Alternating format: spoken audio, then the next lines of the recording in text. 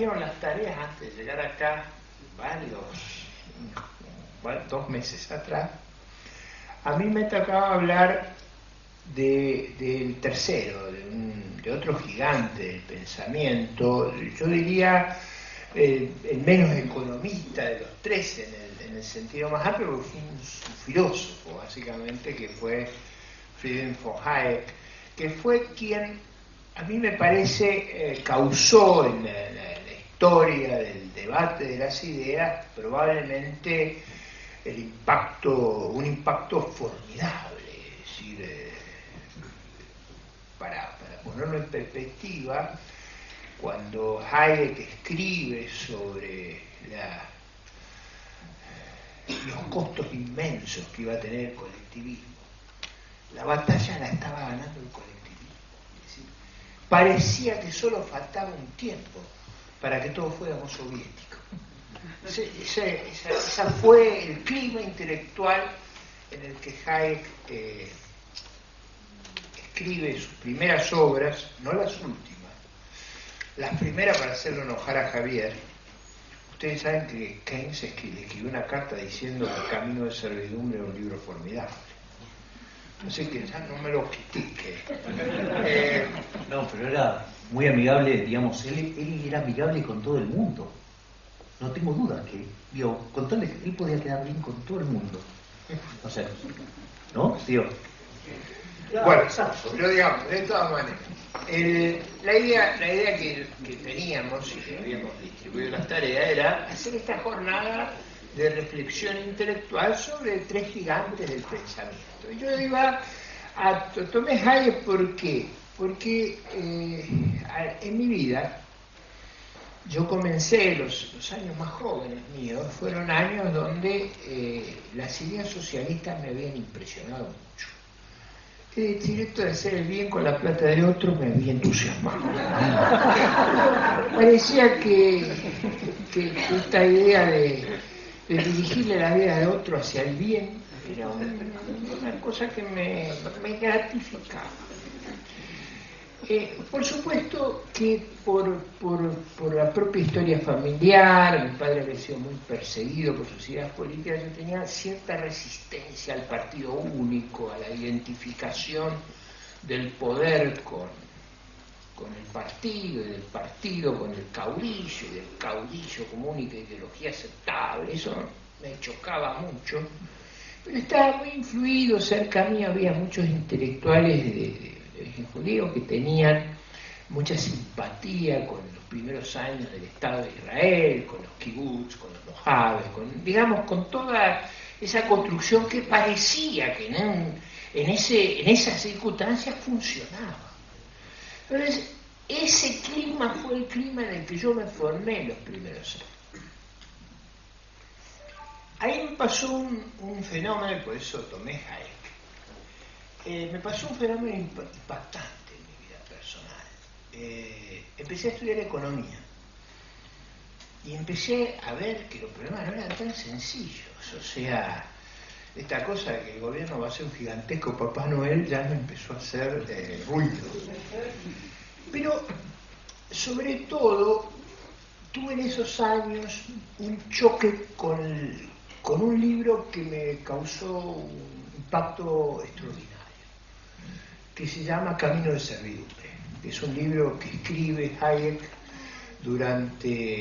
entre fines de los 30 y el año 44. Ustedes saben que Hayek había sido austríaco, estaba totalmente enfrentado al régimen nazi. El libro es un libro devastador sobre el colectivismo y sobre el régimen nazi. Pero él habla de que el régimen nazi era un régimen socialista, con lo cual era devastador sobre el otro lado también. Pero como él era de origen austríaco y eso formaba parte del otro lado de la contienda, los ingleses no lo dejan trabajar en el gobierno como el resto de los economistas de esa época, y él se queda escribiendo en la universidad. Y ahí escribe muchas contribuciones al pensamiento económico, pero esta en particular tiene una característica extraordinaria, que es haber hecho entrar en crisis a millones y millones de personas en el mundo sobre las ideas colectivistas, entre otros quienes está hablando. O sea, yo leí Camino de Servidumbre y me quedé muy impactado, muy impactado. Es decir, esa confianza en que íbamos a hacer el bien desde el poder y que los gobernantes iban a ser buenos y que iban a actuar con generosidad, con desprendimiento. Eso me empezó a parecer un disparate. Y leí otro pensador muy cercano a Hayek, que era Karl Popper, y la sociedad abierta y sus enemigos, y ahí empecé a tener una formidable crisis intelectual en mis primeros años, y ahí alcancé a percibir el drama de una sociedad en la cual las ideas colectivistas se apoderan de la cultura de esa sociedad. ¿Qué quiero decir con esto? Es esa idea cuando usted empieza a pensar que el Estado va a resolverle todos los problemas. Esa idea donde usted tiene que resignar sus libertades para un fin superior que lo encarna ese Estado que consagra las ideas y el bien. Y por supuesto, como eso no tiene que poder funcionar de una manera eficiente, el que está a cargo del Estado, usted lo endiosa. A veces en el salto oral figuran hasta los muertos, ¿no? Si usted ayer escuchó los discursos, vio la referencia a los testamentos, digamos. Para que todos nos diéramos cuenta, el testamento fue citado. ¿Qué es esa idea de que el Estado, el poder, el poder, gobiernan para nosotros? Es un poco increíble en nuestro caso por Vudú y compañía, digamos, pero esa lógica colectivista que para hacer el bien el Estado necesita controlarnos a todos, hacernos perder nuestras libertades, genera lo que uno termina de descubrir después, que el problema central es cómo controlar al poder.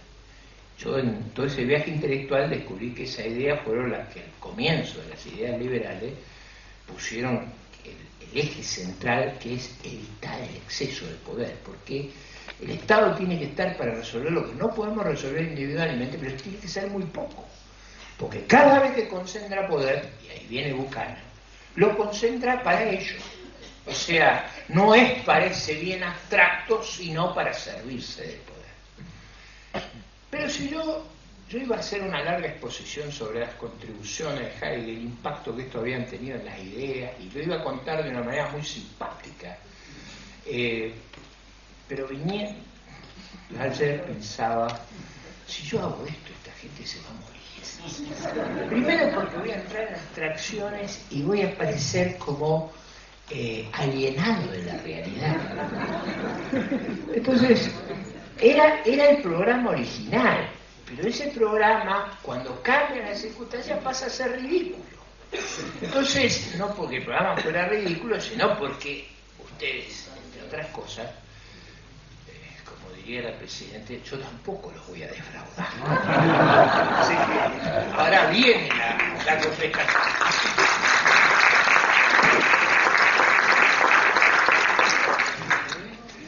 Quizá la mejor forma de cerrar mi contribución sobre Hayek es usar las palabras de ayer de nuestra jefe de Estado. Ustedes vieron con qué impunidad hablaba de la ampliación de derechos. Yo casi en algún momento empecé a asociar que iba a decir que provenía de una divinidad. Ella había llegado a este territorio para hacer el bien, para ampliar los derechos. Cuando ustedes lean, escuchen, vamos a ampliar los derechos, traduzcan. Nos vamos a cobrar más impuestos, porque la ampliación de derechos de ella es la pérdida de derechos nuestra. Eso es lo que hay que descodificar. Eso es Hayek aplicado. Cuando ella dice amplío derechos, no sé si ustedes vieron todas las generosidades que hizo con nuestra plata. Sin ningún control, sin ningún criterio razonable, con la mayor arbitrariedad, porque tratar como si fueran iguales los que han hecho esfuerzos desiguales no es justo. Y eso es lo que ayer mostró con total impunidad. Cuando decía, jubilé a este sin aporte, le regalé a este esto, le di a este esto. Eso hace un daño enorme. Pero un daño enorme, ¿por qué? Porque esa supuesta ampliación de derechos son libertades que nosotros perdemos. Nos hemos ido convirtiendo con esa imposición extravagante en esclavos del poder. Y hemos ido todos los días resignando libertades, perdiendo, como decía Magdalena al comienzo, dignidad, sintiendo el honor mancillado. Yo hay momentos que tengo la sensación de que estoy viviendo una interminable pesadilla. Pesadilla no solo por el Papá Noel o no sé cómo sería la Mujer Maravilla, digamos, sino por la sensación de que estamos frente a una persona que toma decisiones para gratificar sus prejuicios, no como debe hacer en una república representativa para defender nuestros